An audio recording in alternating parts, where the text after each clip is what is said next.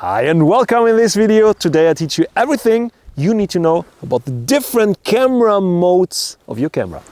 My name is Benjamin Jaworskyj, photographer and adventurer. 10 years ago, I started to teach myself photography. Today, I travel the world as a professional photographer and filmmaker. Learn from my experiences, mistakes and tips and join me on my photography adventures. Maybe you just started with photography, have a brand new camera, got it for Christmas, for your birthday, for your bar mitzvah, for whatever you have your camera. And most people have a problem with the different modes because here's a dial wheel, and on that little dial wheel you have a lot of different settings. You have M, S, A, P, that thing, that thing, that thing, that thing, that thing. And I want to show you what are the most important things you need to know, which one you can forget, and what they are actually for and what you use it for, that you can understand your camera better and of course be a better photographer. Let's start with the first mode, the P mode. P is for penis. No, of course it's not. It's for program automatic. And the good thing with that camera, I just turn around that you can actually see what I'm doing. The good thing with that camera, it tells you what it actually does. It says you program auto. Automatically sets aperture and shutter speeds. Other settings can be set as desired. Okay, in that case, that means you can use ISO auto. So you can either choose if you want to set ISO 100 to keep, let's say, a low noise and just a better image quality, or you can choose even go on ISO auto, but you can choose in P in that camera. So I go on 100, and now what P does when I go in the sky, it takes the photo like this. When I go on the bottom, it takes the photo like this, and when I go somewhere in the middle, it takes the photo like this. So it does whatever it wants, wherever you point your camera to, and whatever the camera meters to. So program auto is kind of, sometimes you get a good image, sometimes you don't. But it's very easy. It's just like the camera in your phone. But actually here it's quite harder sometimes than the camera in your phone. So I would suggest that you use the P mode. Program auto is not a mode I use. I never used it. The only situation I use program auto, or I would use it and I suggest it, is whenever you want to make a quick photo with, let's say, Brad Pitt or with Justin Timberlake.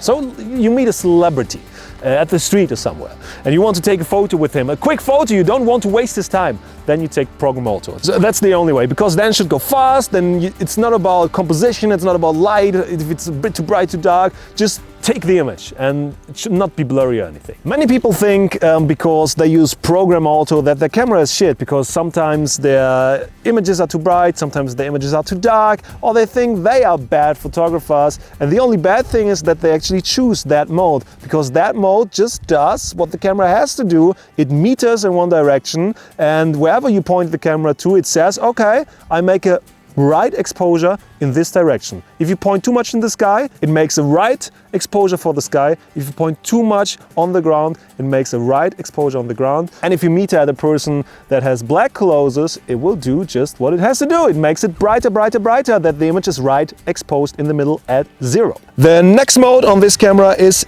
A, and A is not for auto, it's Aperture Priority. And what that means, you can guess from yourself actually, because priority means that that is the most important thing and aperture is the aperture. So the aperture in that mode is the most important thing. When is the aperture the most important thing? For example, when you want a blurry background, when you want to photograph, let's say on f1.8, 1.4, a nice blurry background, great bokeh. Or for example, in a landscape situation where you want to have a closed aperture, let's say f8, f10, then you could actually use that thing. Sometimes for portrait, you can use that. Let's say you want to photograph a beautiful woman and you want a nice blurry background, then you put the aperture priority on 1.8. And I can just do it. I now, with this lens, have, let's zoom in a bit, 5.6. And wherever I point the camera now to, it stays on 1.6 and just changes the shutter speed. But as you can see, when I go on the sky, it says 4000. When I go on the bottom, it says 200. But we make a whole episode about the whole metering and how to set it right as well in another video. But that's Aperture Priority, so you can use it for portrait. The next mode is the S mode, Shutter Priority, but you can actually make yourself some nice remembering, because S you can remember as Sport mode, because Shutter Priority, the shutter is the most important thing. And especially in sport photography, in wildlife photography, you need a fast shutter because the action is very fast, and usually you have a longer lens, and with a longer lens the shutter has to be fast as well. So you can use that mode perfectly for sport. Let's just have a look. I now take Shutter Priority and I have the shutter now on a 500th of a second. But what it does now as well, it changes the aperture. And that's kind of bad because I don't want to change the aperture actually, because the aperture should stay on an open aperture because I want a nice blurry background. But as you can see now, when I go maybe on my continuous shooting mode, then it just does, and it stays at the shutter speed. So it stays at a 500th of a second. But the disadvantage with that mode is that your aperture changes all the time. So maybe you're photographing sport and then it says, okay, let's photograph it on f/18. That might be okay when you are outside, but the background is not blurry then anymore and everything is in focus. That might be okay for a beginner, but if you are more into photography, more enthusiastic into that whole photography thing, then you want a more blurry background, and I would recommend that mode. Let's come to the last mode. The last mode is my favorite mode. It's M, Manual Exposure, Master of Photography mode, you can call it as well. It does everything automatically. What you have to know is something about photography to use actually that mode, but it's not that complicated to understand. I will show you a whole video where to get the exposure right with the whole metering and stuff. And it's not that difficult to use the manual mode, but you have full control of everything, of the aperture, of the ISO, of the shutter speed. So you can say, I want a 500th of a shutter for sport, but I want it to be on f2.8. And then if light situations are the same all the time, I can adjust my ISO myself. Or I do ISO auto, for example, which is great. The only auto thing I use is ISO auto. We use it sometimes for filming as well. For example, when sun is coming out, going back, coming out, going back behind clouds, then ISO auto is actually a great thing. But all the other modes I don't use. I don't use any program automatic except of the ISO auto.